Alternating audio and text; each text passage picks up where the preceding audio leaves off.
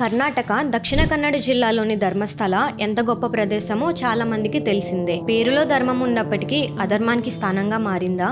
ఈ ధర్మస్థలలో 23 సంవత్సరాలుగా పనిచేసిన వ్యక్తి. అతని పనేంటో తెలుసా? అఫీషియల్గా శానిటరీ వర్కర్, అన్అఫీషియల్గా మాత్రం ఎవ్వరూ గుర్తించలేని శవాల్ని తీసుకెళ్లి మారుమూల అటవీ ప్రాంతంలో పాతిపెట్టడం. అంచనా ప్రకారం అతను వందలాది శవాల్ని ఇలా అక్రమంగా పాతిపెట్టాడు. ఇప్పుడు పశ్చాత్తాపంతో కుమిలిపోతూ న్యాయానికి సహకరించడానికి ముందుకొచ్చాడు. అసలేంటి ధర్మస్థల కదా? వందలాది అమ్మాయిల దారుణ హత్యల వెనుక ఎవరున్నారు? 23 సంవత్సరాల నుంచి వందలాది హత్యలు జరుగుతున్న విషయం బయటకు రాలేదంటే దాని వెనకాల ఎంత పెద్ద పెద్ద వాళ్ళు ఉండుంటారు? విట్నెస్ తనకి తానుగా బయటకు వచ్చి చంపిన శవాలన్నిటినీ బయటపెడతానని అంటున్నా సరే ఎందుకు కేసుని స్పీడప్ చేయట్లేదు? ఈ విషయం మీద ప్రతి ఒక్కరూ స్పందించాల్సిన టైం ఇది. లేకపోతే ఇలాంటివి ఇంకా కంటిన్యూ అవుతూనే ఉంటాయి. విట్నెస్ పేరు బయట పెట్టకూడదు కాబట్టి అతని పేరును విశ్వనాథ్గా తీసుకుందాం. 1995లో విశ్వనాథ్ అనే 17 ఏళ్ల దళిత యువకుడు చదువుపై ఇంట్రెస్ట్ లేక స్కూల్కి వెళ్లకుండా తిరిగేవాడు. అతని అన్న అప్పటికే ధర్మస్థల శ్రీ మంజునాథ స్వామి ఆలయంలో పనిచేసేవాడు. తమ్ముడు ఇలా తిరుగుతున్నాడని అతన్ని కూడా ధర్మస్థలకి తీసుకెళ్లి అదే ఆలయంలో పనిప్పించాడు. అప్పట్లో విశ్వనాథ్కి జీతం 25 రూపాయలు. ఇక్కడే అతనికి ఉండడానికి ఒక రూమ్ కూడా ఇచ్చారు. అయితే ఇతని పని ఏంటంటే నేత్రావతి రివర్ ఘాట్ ని క్లీన్ చేయడం. రోజు ఘాట్ కి వెళ్లేవాడు, క్లీన్ చేసేవాడు, అంతా మామూలుగానే జరిగిపోతుంది. అయితే కొన్ని రోజులకి ప్రతిరోజు నేత్రావతి నది ఒడ్డున శవాలు కనపడుతుండేవి. అందరూ ఎవరో సూసైడ్ చేసుకుని చనిపోయి ఉంటారని అనుకునేవారు. విశ్వనాథ్ కూడా అందరిలానే అది సూసైడ్ అనే అనుకున్నాడు. కానీ అతని మైండ్లో క్వశ్చన్ రైజ్ అయింది. నీటిలో మునిగి చనిపోయిన వాళ్ళు నీటిలోనే ఉండాలి కదా, కానీ నది ఒడ్డు మీద ఎందుకు ఉంటున్నారని. విశ్వనాథ్ ఇదంతా గమనించేవాడు, కానీ బయట వాళ్ళు ఎవ్వరికీ చెప్పలేదు. దాదాపు 2-3 సంవత్సరాలు విశ్వనాథ్ తన పని చేసుకుంటూ ఉన్నాడు.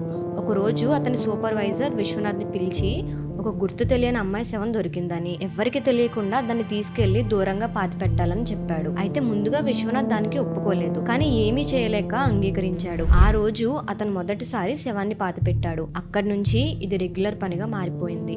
రోజు ఫోన్ రావడం, పలానా చోట శవం పడింది, ఎవ్వరికి తెలియకుండా దాన్ని తీసుకెళ్లి పాతి పెట్టాలని చెప్పడం. అయితే ఒకసారి విశ్వనాథ్ చెప్పేశాడు, నేను ఈ పని చేయలేనని. కానీ వాళ్ళు ఇతన్ని తీవ్రంగా కొట్టి, నువ్వు గనక ఈ పని చేయకపోయినా ఆర్ బయట వాళ్ళు ఎవరికైనా ఈ విషయాన్ని చెప్పినా సరే నిన్ను ముక్కలు ముక్కలుగా చేసి అదే చోట పాతి పెడతాం. ఇంతకు ముందు పనిచేసిన వ్యక్తి కూడా ఈ పని చేయడానికి ఒప్పుకోనందుకే చనిపోయాడు. సో అతని ప్లేస్లోనే నీకు జాబ్ ఇచ్చాం. నువ్వు ఈ పని చేయకపోతే నీకు, నీ కుటుంబానికి కూడా ఇప్పుడు అదే గతి పడుతుందని బెదిరించేవారు. ఇక ఏం చేయలేని పరిస్థితిలో అలానే వచ్చిన శవాల్ని పాతి పెడుతూ ఉండేవాడు విశ్వనాథ్. అయితే ఇక్కడ ఇంకొక దారుణమైన విషయం ఏంటంటే, పాతి పెట్టే శవాలన్నీ కూడా అమ్మాయిలవే. ఆ అమ్మాయిల శరీరాల పైన బట్టలు ఉండేవి కాదు. చాలా శవాల పైన ఇన్నర్ వేస్ లేకుండా ఉండేవి. ముఖం పైన, శరీరం పైన గాయాలతో శవాన్ని చూస్తే చాలా క్లియర్ గా రేప్ చేసి చంపేశారని అర్థమయ్యేది. అయినా సరే తనకి ఆ పని తప్పేది కాదు. ఒక్కొక్కసారి రోజుకి 2 శవాలు కూడా పాతి పెట్టేవాడు. ఉదయం 1, సాయంత్రం 1. అలాగే సంవత్సరాలు గడిచిపోతున్నాయి. చాలా వరకు శవాలన్నీ అమ్మాయిలవే. చిన్న పిల్లల శవాలు కూడా ఉండేవి. విశ్వనాథ్కి ఒక భయం పట్టుకుంది. అతనికి కూడా పిల్లలు ఉన్నారు, వాళ్ళు అమ్మాయిలే. వేరే వాళ్ళ కూతుళ్ళని ఇలా పాతి పెడుతున్నాను కదా, ఏదో ఒక రోజు నా పిల్లలకి ఈ పాపం చుట్టుకుంటుందన్న పశ్చాత్తాపం అతను వెంటాడేది. పోలీసులకి విషయాన్ని చెప్పాలనుకున్నాడు. కానీ ఇక్కడ అసలు విషయం ఏంటంటే, ఆ పోలీసులు కూడా వీళ్ళకి అమ్ముడుపోయారు. ఇంకెవరికి చెప్తాడు, ఎవరు సాయం చేస్తారు? ఒకరోజు ధర్మస్థల దగ్గర కల్లారి వద్ద ఓ పెట్రోల్ బంక్ సమీపంలో 14 నుంచి 15 ఏళ్ల బాలిక శవం కనిపించింది. ఆ అమ్మాయి ఒంటిపై స్కూల్ యూనిఫామ్ ఉంది. పుస్తకాలు చిందరవందరగా పడిపోయి ఉన్నాయి. విశ్వనాథ్ని పంపి ఆ శవాన్ని పాతి పెట్టమని చెప్పారు. అక్కడికి వెళ్ళగానే 2 పోలీసులు కూడా ఉన్నారు. పక్కనున్న స్కూల్ బుక్స్ మీద ఆ అమ్మాయి అడ్రస్ కూడా ఉంది. విశ్వనాథ్ పోలీసుల్ని అడిగాడు, సార్ అడ్రస్ ఉంది కదా, కనీసం వాళ్ళ ఫ్యామిలీకైనా చెప్దామని. కానీ పోలీసులు ఏమన్నారో తెలుసా?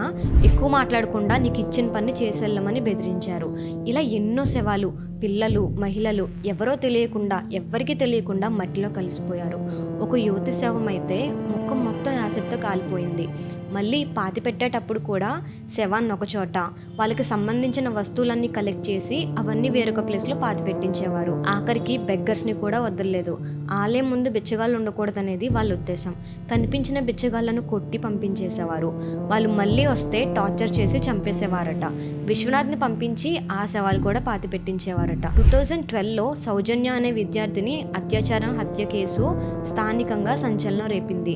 అయితే అక్టోబర్ 9, 2012న విశ్వనాథ్ తన ఊరికెళ్ళాడు. ఆ రోజు రాత్రి అతనికి ఫోన్ వచ్చింది, ఎక్కడున్నావు, ఒక అమ్మాయి శవం ఉంది, వెంటనేరా పాతి పెట్టాలని. అయితే విశ్వనాథ్ తన ఊర్లో లేనని చెప్పగా ఎవరికి చెప్పెళ్ళావు, ఎవరు పర్మిషన్ తీసుకున్నావు అని కోపంగా ఫోన్ కట్ చేశారు. ఆ శవం సౌజన్యదే అయ్యుంటుందని విశ్వనాథ్ అనుమానం. విశ్వనాథ్ మైండ్లో కొత్త కొత్త క్వశ్చన్స్ రావడం మొదలైంది. ఎవరో గుర్తు తెలియని శవం దొరికితే ఆ శవాన్ని పాతి పెట్టడం, ఇన్వెస్టిగేట్ చేయడం ఇదంతా పోలీసుల పని కదా, ఆలయ నిర్వహణ ఎందుకు ఈ విషయాల్లో ఇన్వాల్వ్ అవుతుందని ఇలా ఎన్నో అనుమానాలు అతను వెంటాడుతూ ఉండేవి. కానీ ఎవరిని అడగలేడు.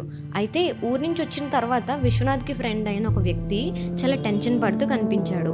అప్పుడు విశ్వనాథ్ ఎందుకంత టెన్షన్ పడుతున్నావు అని అడిగితే ఒక అమ్మాయి శవాన్ని పాతి పెట్టమన్నారని, ఆ అమ్మాయి శవాన్ని చూస్తే రేప్ చేసి చంపేసినట్టుందని అండ్ మర్డర్ వెనకాల ఆలయానికి చెందిన పెద్ద పెద్ద వ్యక్తులు ఉన్నారని కూడా చెప్పాడు. కానీ ఇవన్నీ విన్న విశ్వనాథ్కి అంత ఆశ్చర్యంగా ఏమనిపించలేదు. ఎందుకంటే ఇన్ని సంవత్సరాలుగా ఈ పనులన్నీ చేస్తుంది వాళ్ళే అని అతనికి తెలుసు కాబట్టి. అయితే ఇంకొక షాకింగ్ న్యూస్ ఏంటంటే ఇలా చెప్పిన కొన్ని రోజుల తర్వాత చాలా మిస్టీరియస్గా విశ్వనాథ్ ఫ్రెండ్ చనిపోయాడు. బయటికి మాత్రం సూసైడ్ చేసుకుని చనిపోయాడన్న న్యూస్ వచ్చింది. దీని తర్వాత విశ్వనాథ్కి మరింత భయం పెరిగింది. వాళ్ళ ఫ్రెండ్ని ఎందుకు చంపేశారో అతనికి తెలుసు. ఇన్ని సంవత్సరాల నుంచి ఇన్ని శవాల్ని పాతి పెడుతున్న నాకు, నా కుటుంబానికి కూడా ఇదే పరిస్థితి వస్తుందని అతనికి అర్థమైపోయింది. ఒకసారి తన కుటుంబానికి చెందిన ఓ మైనర్ బాలికను కూడా పై అధికారులు లైంగికంగా వేధించారు. దీంతో ఎవ్వరికీ చెప్పకుండా 2014లో విశ్వనాథ్ తన కుటుంబంతో కలిసి ధర్మస్థల నుంచి మరో రాష్ట్రానికి పారిపోయాడు. ఇన్ని సంవత్సరాలు అజ్ఞాతంలో ఉన్నప్పటికీ ఆ అపరాధ భావం వెంటాడుతూనే ఉండేది. రీసెంట్ గా సౌజన్య కేసులో జరుగుతున్న పరిణామాలు చూసి విశ్వనాథ్ కి ధైర్యం వచ్చింది. దీంతో బాధితులకి న్యాయం చేయాలన్న ఉద్దేశంతో ప్రాణాల్ని పణంగా పెట్టి మళ్ళీ బయట ప్రపంచంలోకి వచ్చినట్టు చెప్పాడు. ఇటీవల ఎవ్వరికి తెలియకుండా విశ్వనాథ్ తిరిగి ధర్మస్థల వెళ్ళాడు. తన చేతుల మీదుగా చివరిసారిగా పాతిపెట్టిన శవాన్ని తవ్వి బయటకు తీశాడు. జూలై 3న దక్షిణ కన్నడ పోలీస్ స్టేషన్ కి వెళ్లి కంప్లైంట్ ఇచ్చాడు. దానికి సంబంధించిన ఎఫ్ఐఆర్ జూలై 4న రిజిస్టర్ అయింది. కానీ అతనికి, అతని కుటుంబానికి విట్నెస్ ప్రొటెక్షన్ యాక్ట్ 2018 కింద భద్రత కావాలని, అలా రక్షణ కల్పిస్తే గనక ఈ 23 ఏళ్లలో నేను ధర్మస్థల చుట్టుపక్కల ఎన్ని శవాల్ని పాతి పెట్టానో అవన్నీ తవ్వడానికి సిద్ధంగా ఉన్నానని, దాని వెనకాల ఎవరెవరున్నారో ఆ విషయాలన్నీ బయట పెడతానని చెప్తున్నాడు. జూలై 11న బెల్తంగడి కోర్టులో హాజరై ఆఖరుగా బయటకు తీసిన శవానికి సంబంధించిన అవశేషాలతో సహా సంబంధించిన ఫోటోలను కూడా ఆధారాలుగా అందించినట్టు తెలుస్తోంది. కొందరు పేర్లను అందులో మెన్షన్ చేసి ఆ హత్యలకు కారణం వాళ్ళేనని చెప్పినట్టు కూడా సమాచారం. 2003లో స్నేహితులతో కలిసి ధర్మస్థలకి వెళ్ళిన MBBS స్టూడెంట్ అనన్య భట్ కూడా కనిపించకుండా పోయింది. అప్పట్లో ఆ అమ్మాయి తల్లి పోలీసులకు కంప్లైంట్ చేస్తే పట్టించుకోలేదని, తనని బెదిరించారని ఆవేదన వ్యక్తం చేసింది. రీసెంట్ డేస్లో ధర్మస్థల మ్యాటర్ తెరపైకి రావడంతో తన కుమార్తె మిస్సింగ్ కేసును దర్యాప్తు చేయాలని కోరుతూ తన తల్లి సుజాత భట్ దక్షిణ కన్నడ పోలీసులకి మళ్ళీ ఫిర్యాదు చేశారు. వందలాది అమ్మాయిలు ఇలా మాయమైపోతున్న విషయం బయటకు రాలేదంటే దీని వెనకాల ఉన్న వాళ్ళు సాధారణ వ్యక్తులు కాదు. 23 ఏళ్ల పాటు చూసిన చీకటి దృశ్యాల్ని తన ప్రాణాలకి తెగించి నిజానిజాలు బయట పెట్టడానికి వచ్చిన వ్యక్తికి ఇప్పుడు కూడా మనం సపోర్ట్ ఇవ్వకపోతే న్యాయాన్ని కాపాడడానికి ఇన్ ఫ్యూచర్ ఏ వ్యక్తి కూడా ముందుకు రాడు. ఈరోజు సౌజన్య, అనన్య భట్, రేపు అదే ప్లేస్లో మన ఫ్యామిలీలో ఒక అమ్మాయి ఉండొచ్చేమో, ఎవరికి తెలుసు. సో ఈ విషయాన్ని అందరికీ తెలిసేలా షేర్ చేయండి. అందరూ కలిసి వాయిస్ రేజ్ చేస్తేనే న్యాయం జరుగుతుంది. ఇలాంటి దారుణాలు ఇక ముందు జరగకుండా ఆ వందలాది ఆడపిల్లల అస్థికలైనా వాళ్ళ తల్లిదండ్రులకి అందాలని కోరుకుందాం.